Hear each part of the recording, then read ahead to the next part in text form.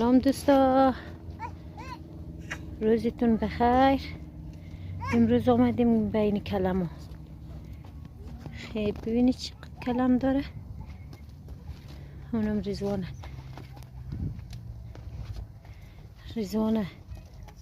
چوب از خودش بزرگتر گرفته نمیتونه که ببره. ببینید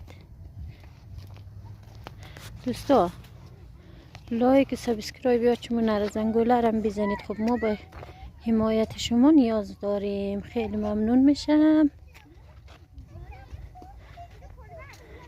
حمایت یادتون نره. هر وقت به درآمد آمدم یه جایزه هم برای همگی میدم.